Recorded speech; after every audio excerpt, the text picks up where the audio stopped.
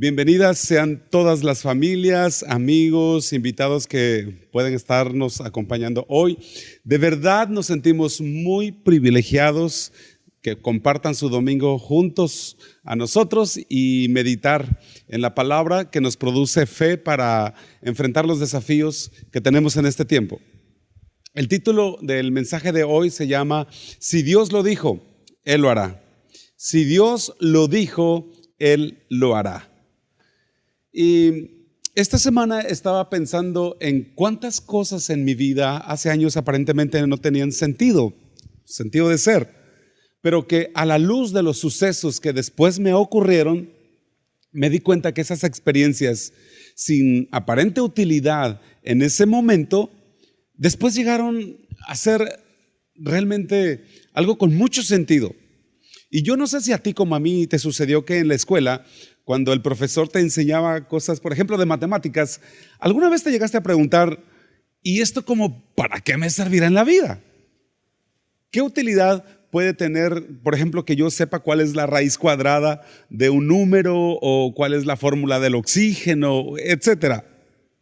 Pero años después, cuando la vida nos demandó responsabilidad, todo eso tomó muchísimo sentido. Porque aunque nunca hayamos necesitado saber la raíz cuadrada, nos dimos cuenta que aprenderlo nos formó carácter. Y hace poco leí acerca de una chica en Estados Unidos que estudiaba en una ciudad lejana de su pueblo. De pronto un día le avisan que su papá estaba muy enfermo de gravedad. Ella rápido se prepara, piensa ir a su pueblo, busca el primer avión que puede salir a la ciudad donde ella vivía, y de pronto se encuentra en el salón de un aeropuerto con un ataque de llanto, deshecha, y en eso estaba cuando se acerca un hombre para ofrecerle ayuda. Ella no se dio cuenta, pero ese hombre era el actor Kevin Costner. Al verla tan quebrantada, él fue movido a misericordia con ella y le ofreció ayuda. El asunto es que se quedaron platicando tanto tiempo que incluso ella perdió el avión que estaba esperando. Muy amablemente, Kevin Costner le compra otro boleto y le invita a ver la filmación de una de sus películas que se estaban grabando precisamente en el pueblo donde ella vivía o vivían sus padres. Finalmente ella llega al pueblo, atiende el asunto de su padre, y al pasar de los días, mientras ella va manejando en las calles de su pueblo, notó que el tráfico estaba inusualmente más denso de lo normal. Así que ella se acordó de lo que Kevin Costner le había dicho de la filmación de la película allá en el aeropuerto. Y aunque en un principio no quería como ser inoportuna, finalmente se baja del auto, se presenta con el guardia, lo llevan con Kevin Costner, y en lo que llega Kevin Costner para saludarla, ella se entretiene platicando con uno de los productores de la película. Ella estaba muy fascinada con el trabajo de este joven productor. El asunto finalmente es que lo que derivó de esa conversación con ese joven productor es que al año estaban comprometidos para casarse. Hoy en día llevan 17 años de casados. Digo, ¿quién le diría a esta chica que un ataque de llanto en un aeropuerto, en una mala situación, se rompería en una pieza clave en el rompecabezas de su vida? Sencillamente porque Dios usó un momento malo para conectarla con un destino bueno. Algo malo unió su vida con el hombre de sus sueños. Y yo no sé si tú has pensado que tenemos un Dios tan sorprendente que tiene el rompecabezas de tu vida en su mano, pero es posible que ese rompecabezas en este momento no parezca tener sentido. Entonces, hoy quiero decirte, no te desanimes. No te desanimes porque Dios va a poner esa pieza que le va a dar sentido y color al rompecabezas que hoy quizá todavía no entiendes. Porque Dios trabaja así. Dios trabaja así de sorprendente. ¿Sabías que en la Biblia hay historias de vida fascinantes que quedaron escritas para dejarnos un mensaje de cómo es que Dios trabaja acomodando piezas del rompecabezas de nuestra vida que por un momento parece no tener sentido, pero que al final entendemos el por qué y para qué sucedieron esas cosas que parecían malas. Incluso al final podemos darle gracias de que hayan sucedido como quizá en un momento no comprendimos porque fue doloroso o porque quizá hubo pérdidas, pero que después tuvieron propósito. Y una de estas historias es un hombre llamado José en la Biblia, un hombre hebreo que llegó a ser el segundo en mando en el imperio más poderoso de su tiempo, el imperio egipcio. Así que, ¿qué tal si me permites leer una parte de las escrituras donde nos habla de José precisamente? ¿Y qué tal si le dejamos a Dios que nos muestre algunos principios que nos van a ser muy útiles para darle sentido a esos tiempos que estamos viviendo? Génesis capítulo 39, versículo 1 al 4 dice así: Cuando José fue llevado a Egipto, un egipcio llamado Potifar lo compró a los ismaelitas que lo habían llevado allá. Potifar era funcionario del faraón y capitán de su guardia, pero el Señor estaba con José y le fue muy bien mientras vivía en la casa de su amo egipcio.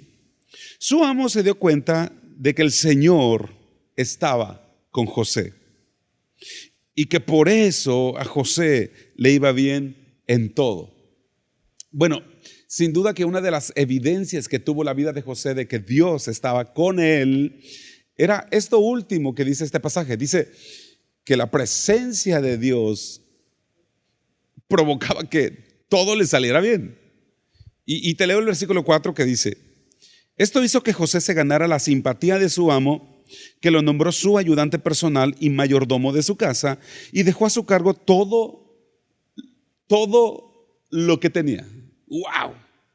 Yo me pregunto cómo fue esto posible. Si José era un esclavo, José era un extranjero desconocido, sin antecedentes probados para una responsabilidad de ese tamaño. Sin embargo, cuando Dios está contigo, cuando haces las cosas correctas, cuando eres íntegro y te mantienes en aquello que Dios dijo acerca de ti, aún en tu peor momento de vida, vas a ser confiable. Serás confiable para grandes proyectos. Mira, es interesante que cuando conoces el panorama completo, te das cuenta que la voluntad de Dios era que José estuviera en Egipto. Ahora, para José no fue cómodo el proceso, porque quizá en el momento él no comprendía la sucesión de eventos que estaban ocurriendo en su vida. Digámoslo así, él miraba un árbol, pero Dios veía el bosque completo. El plan de Dios es que José llegara a Egipto, pero el medio de transporte, digamos que no fue el más cómodo para José. Su entrada a Egipto no fue la más digna, no fue la más triunfal, pero la realidad es que Dios lo quería en Egipto para un plan que Dios tenía. Le iba a llevar un tiempo comprender a José la parte final del propósito, pero el plan era perfecto, era perfecto. Y lo primero que hizo Dios en este plan, que en un principio parecía sin sentido, fue, número uno, que Dios le dio a José una visión. Dios le dio un sueño, es decir, Dios le mostró para qué había nacido él. Entonces Dios le dice a José en un sueño, le dice: tú vas a gobernar. Entonces, al enterarse sus hermanos, se llenaron de envidia porque lamentablemente en muchos casos estar entre hermanos no siempre es garantía de éxito. Porque los hermanos de José, pues no les gustó que Dios tuviera un plan así con su hermano José. Por eso planean entre todos desaparecer a José, quitarlo del panorama. Y le hacen creer a su padre que un animal salvaje lo había matado en el campo. Y para hacer creíble esta historia, manchan la túnica de José con sangre y a él lo meten en un pozo vacío para matarlo. La primera intención de los hermanos era matar a su hermano, a José, pero finalmente deciden venderlo como esclavo pensando que quizás así tendrían una ganancia de su desaparición. Así que lo venden como esclavo, es llevado por esos comerciantes de esclavos a Egipto, donde lo compra un hombre muy rico llamado Potifar. Al llegar a casa de este hombre, Potifar, la esposa de este hombre intenta seducir a José sexualmente. Él se niega al acoso, ella como mujer despechada lo acusa de violación, por tanto a José lo encierran en la cárcel. Allí en la cárcel él interpreta un sueño del faraón que nadie podía interpretar hasta ese momento, y él se llega a convertir en el consejero del faraón. Pero el asunto aquí es, ¿de dónde saca José esa actitud tan firme, ese carácter tan inamovible frente a las circunstancias adversas de la vida? A la verdad es que es muy improbable que algunos de nosotros nos hayan querido desaparecer haciéndole creer a nuestra familia que hemos muerto. Igual es muy improbable que algunos nos hayan vendido como esclavos o que algunos de nosotros nos hayan metido a la cárcel por habernos negado a tener relaciones con una guapísima mujer. Pero lo que sí es muy probable, que nos haya sucedido es que quizá por 2 o 3 pruebas que hemos tenido en la vida, a veces nos hemos tirado al lamento, a la autoconmiseración, con una actitud que deja mucho que ver de nuestra fe en Dios. Y lo que provocamos es que si la situación ya era mala, nuestra actitud a veces la ha puesto peor. Ahora, ¿por qué el plan de Dios era llevar a José a Egipto? Es muy sencillo saberlo ahora que conocemos la historia completa y la podemos leer en la Biblia. Pero lo primero que entendemos es que Dios se dio cuenta en el camino a Egipto que José era capaz de sostener su propósito. Un día Dios le había dicho a José: mira, José, tú vas a gobernar en Egipto. Naciones se van a inclinar delante de ti. Vas a legislar sobre la nación más poderosa de la tierra. Pero lo que nadie le dijo a José es que su viaje a ese trono sería con un boleto de esclavo. Quizá si Dios se lo dijera desde un principio, él no aceptaría el sueño, no lo sabemos. Pero en su caso, un día tenía túnica de colores, otro día estaba en un pozo, un día era administrador de los bienes de un hombre rico y al otro día estaba en la cárcel. Un día era el hijo consentido de papi y al día siguiente era un esclavo. Ahora, yo no me imagino a José en el pozo con una actitud de: ay no, qué injusto, ahorita estuviera viendo Netflix en la sala de mi casa con mi cobijita de colores. No, yo no me imagino eso. Simplemente él no era ese tipo de hombre. Yo no me imagino que cuando estaba como esclavo él se quejara diciendo: Dios, ¿por qué me pasa esto a mí? ¿Por qué me suceden estas cosas? Quiero a mi papá. No me imagino eso. No me imagino que cuando estaba en la cárcel, no me imagino diciendo: ay, pero qué me costaba complacer a la doña esta de Potifar. Todo esto me pasa por hacer lo correcto siempre. No me imagino que su actitud cuando estaba en la cárcel y le pidieron interpretar un sueño, él respondiera diciendo: no, ni me hablen de sueños, porque por culpa de uno de esos sueñitos que Dios me dio, es que estoy aquí. No, claro que no. Nunca vemos que José se haya victimizado, que tuviera autolástima, que se quejara. Al contrario, fue un hombre adaptable a las circunstancias. Él desarrolló una resiliencia con la mejor actitud de adaptación a las circunstancias. Realmente no me imagino a José en ese momento en que lo estaban ofreciendo como esclavo en el mercado, parado ahí y poniendo una carita escurrida, pensando: pobre de mí, yo no nací para esto. ¿No será que me equivoqué en el sueño y lo que soñé solamente fue el efecto de la noche anterior y no fue Dios quien me habló? No me imagino esto así. No. Al leer de su proceso y su vida, estoy seguro que él estaba pensando algo así como, ok. Si voy a ser esclavo,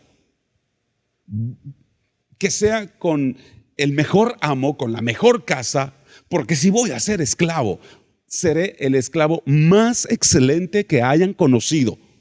¡Wow! ¡Qué certeza! De que había que vivir con intensidad aún en medio de lo más difícil de la vida. Así que, escucha esto que te voy a decir. Cuando los vientos te sean contrarios, cuando las circunstancias que habías planeado no son las que se presenten en el campo de la vida real, aprende a moverte con las circunstancias. Aprende a surfear sobre las crisis. Reaprende, adáptate, porque si no puedes cambiar tu temporada de vida, cambia la actitud de tu corazón. Te lo voy a volver a repetir. Si no puedes cambiar tu temporada de vida, cambia la actitud de tu corazón. Es tu responsabilidad. Escucha esto. Dios ya le había mostrado a José cuál era el plan para su vida. Y ese plan se convirtió en su referente. Ese plan que Dios dijo fue el punto focal donde todo lo que ocurría tenía que ver con algo que Dios le había hablado a José. Con eso él entendía que las circunstancias malas serían pasajeras, pero que los planes de Dios eran eternos. Él entendía que las circunstancias de su vida que no estuvieran alineadas con lo que Dios había dicho de él, tendrían que ser pasajeras, porque los planes de Dios eran eternos. Por eso, cuando estaba en el pozo, él dijo, no, esto no es lo que Dios habló para mi futuro. Eso significa que esto del pozo va a pasar. Y cuando lo vendieron como esclavo, él dijo, no, esto no es lo que Dios me mostró para mi futuro. Lo que Dios dijo es que yo nací para gobernar. Eso significa que esto de ser esclavo, esto es por un tiempo nada más. Esto va a pasar. Y cuando se lo llevan preso, acusado de violación a la cárcel, él dice, no. Esto no es el sueño que Dios me mostró para mi futuro. Esto no es un sueño, esto es una pesadilla. Y yo no voy a vivir en una pesadilla. Esto va a pasar, esto es temporal. Porque él nunca sacó de su corazón lo que Dios le había dicho. Y Dios le había dicho, tú vas a gobernar. Por eso cuando entró a su celda oscura, maloliente, él no dijo, Señor, pero esto de gobierno no tiene nada. Mira qué feo está esto, ¿por qué me pasa esto? No. Él dijo, esto va a pasar. Esto no es la voluntad final de Dios para mi vida. Esto es por unos meses, incluso podrían ser hasta unos añitos de cárcel. Pero esta no es mi estación final, porque mi destino es lo que Dios dijo. Mi destino es el que Dios me habló. Y Él me habló un futuro de bien y no de mal. Qué capacidad de adaptabilidad tuvo José para enfrentar cada crisis de su vida. Cada mala temporada de su vida la enfrentó agarrado de lo que Dios dijo.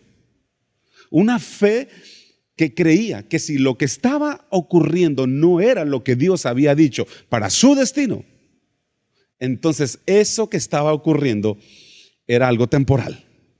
Era algo que iba a pasar.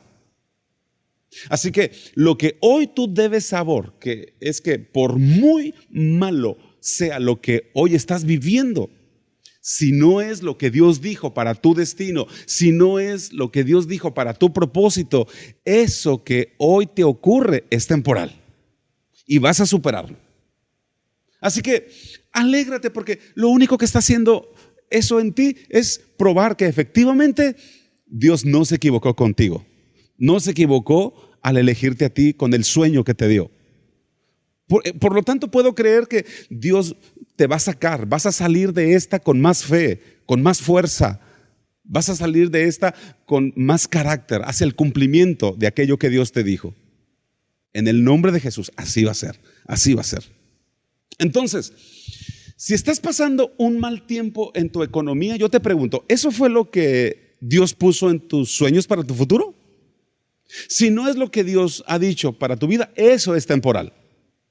Si Dios te mostró a tus hijos viviendo en integridad, en salud, sirviendo a Dios, pero quizá hoy están en drogas, entonces lo que hoy ves es pasajero, es temporal. Si Dios te mostró una vida, te mostró casado con la mujer de tu vida, o te mostró casada con el hombre de tus sueños, y no es lo que hoy estás viviendo, entonces lo que hoy estás viviendo es pasajero y vas a encontrar a esa persona, vas a conocer a ese hombre o a esa mujer. Dios lo hará porque Él lo habló. Porque si Dios prometió proveerte, bendecirte, sustentarte, pero ahora estás en una quiebra económica, ahora estás en un problema, quizá ahora estás en un stop de la vida, tienes que saber esto, es temporal. Es temporal, por tanto, no permitas que la autoconmiseración te atasque en pensamientos de duda, de incredulidad acerca de tu futuro. No te permitas hacer un alto a tu fe. Por favor, no te llenes de autolástima, porque no hay peor condición que meterte en aquello que te estanca. No pares de creerle a Dios. Él un día te habló. Y aún en medio de pronósticos contrarios, aún en medio de economías rotas, sueños rotos, de personas negativas, en medio de índices de pandemias, no pares de soñar. No pares de creer por los anhelos de Dios para tu vida, porque la palabra de Dios dice que Él es galardonador de los que le buscan con fe. Busca ese cumplimiento en Dios. Ahora, ¿hay riesgos de confiar en Dios? Claro que sí, pero el peor de los riesgos es no tomar ningún riesgo. La peor decisión no es una mala decisión, sino aquella decisión que nunca tomaste por falta de fe. Te lo repito, la peor decisión no es la decisión mala, sino aquella que nunca tomaste por falta de fe. Por eso, si eres de los que han decidido confiar en Dios, escucha muy bien esto: ningún evento que suceda en tu vida es aislado. Todos los eventos que ocurran en tu vida trabajan juntos para llevarte a un propósito de bien. Es como una receta. Cuando vas a hacer un pastel, un ingrediente separado, solo, y te lo comes, sabe muy mal. Tiene que ir mezclado con todos los ingredientes, trabajando juntos para lograr un propósito llamado pastel o pan. Si te comes un huevo crudo solo, te vas a ver muy mal. Si comes o tomas un trago de aceite solo, te vas a ver muy mal. Si te echas un puño de harina a la boca, te sabrá muy mal. Pero si los mezclas en proporciones correctas, en el momento correcto, con el cocimiento correcto, van a trabajar juntos para llevar a un propósito delicioso. Y eso es lo que dice la Escritura. Romanos 12:2, lo leo, este otro pasaje que dice: no vivan ya según los criterios del tiempo presente.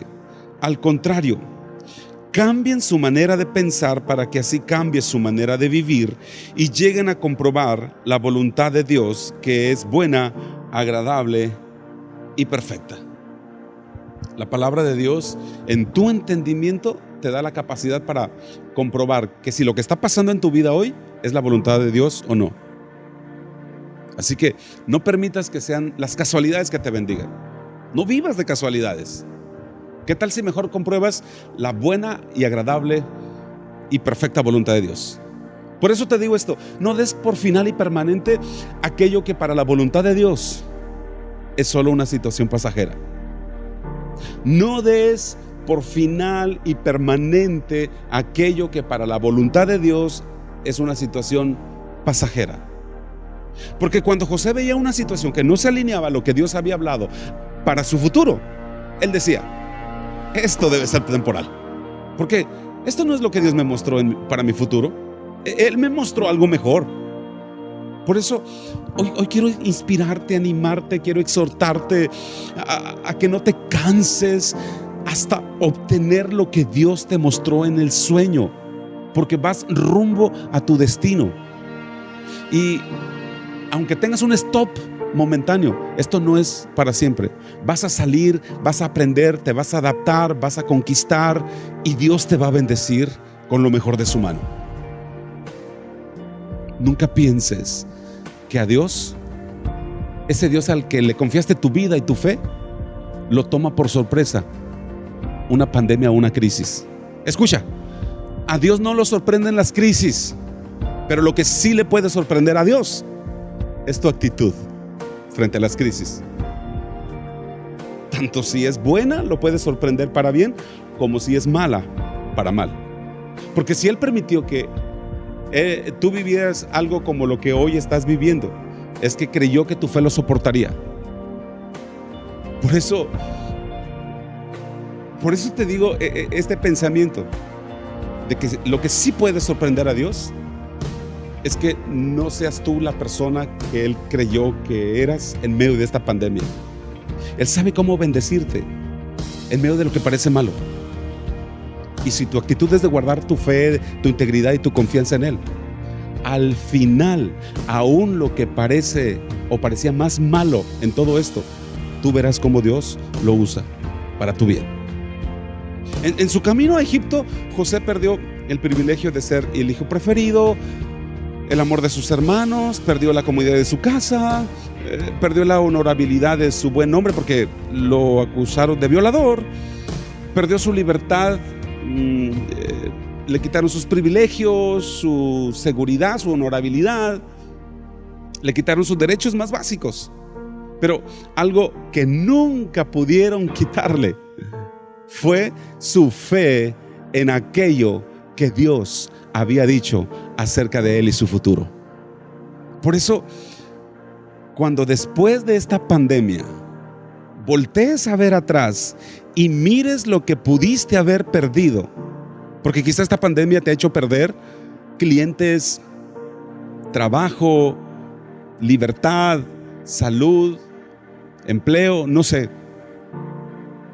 Cuando después de esta pandemia voltees atrás y mires lo que pudiste haber perdido, solo vas a voltear para ver cuántas veces Dios fue capaz de multiplicártelo. Porque en tu vida hay un don redentivo y es la bendición de aquello que Dios dijo acerca de ti. Es más poderosa que la pandemia eso. Y para cumplir lo que Él dijo acerca de ti, a Dios no lo detiene una crisis. Cuando tú esperas por la ventana, Él se te va a aparecer en el techo. Y cuando tú le esperas en el techo, Él se te va a aparecer en la puerta. Pero Él siempre tendrá una forma de bendecir a aquellos que perseveran en lo que Él ha hablado en su palabra. Tú decides si lo que perdiste lo multiplicas 2 veces, como lo aprendimos el domingo pasado acerca de lo que sucedió en la vida de Job, o lo multiplicas 7 veces más, como dice el libro de Proverbios. Porque yo digo que si un demonio que sale de una vida, dice la Biblia, puede ser capaz de regresar con 7 mayores que él, yo me hago una pregunta: ¿por qué una bendición que se fue no podría regresar con 7 bendiciones mejores que la que un día tu vida conoció? Quizá tú no lo sepas, pero tu vida representa un reto al plan del diablo. Tu fe en este tiempo representa un desafío al plan de Satanás. Porque él sabe que si logra quitar tu fe en la palabra de Dios, neutralizó todo el potencial que Dios puso en tu futuro. La vida de José está en la Biblia para enseñarnos que Dios es capaz de transformar lo malo en algo bueno. Está para enseñarnos que si Él dijo algo acerca para nuestra vida, Él lo cumplirá si no desistimos en creer a su palabra, en creer a lo que Él dijo, independientemente de lo que ahora esté ocurriendo. Quizá en este proceso estés en el pozo como José, pero el plan del pozo te obliga a mirar hacia arriba. O quizá ahora estás en una cárcel financiera, pero el plan de la cárcel es que sueñes con la libertad. En fin, lo que nunca debes olvidar es que Dios nunca te dejará avergonzado. Nunca, nunca. Él va a intervenir. Él nunca permitirá que tu fe fracase cuando confías en Él. El salmista David decía: espera en Dios, porque aún he de alabarle. David le hablaba a su alma, a sus emociones, y le decía: no te precipites, no tomes decisiones. Esperemos en Dios. La historia no ha terminado, porque lo que Dios va a ser sorprendente. Lo que Dios está a punto de hacer no tiene referencia. Lo mejor que Dios va a hacer no lo han visto mis ojos todavía. Y le decía a su alma: espera en Dios, porque aún he de alabarle. Como diciendo, lo que va a hacer Dios va a provocar una canción de gratitud y de alabanza. Espera en Dios, porque aún he de alabarle. Deja en tu corazón en reposo. Deja que Dios siga obrando ahí donde quizá tú no veas. Él está trabajando. Jesús en una ocasión dijo: yo trabajo y mi Padre también trabaja. Lo que él estaba diciendo es: tú crees que hay inactividad divina, pero que Dios esté callado no significa que no esté trabajando. Así que vamos a seguir confiando. Vamos a seguir con una paciencia activa en nuestra fe.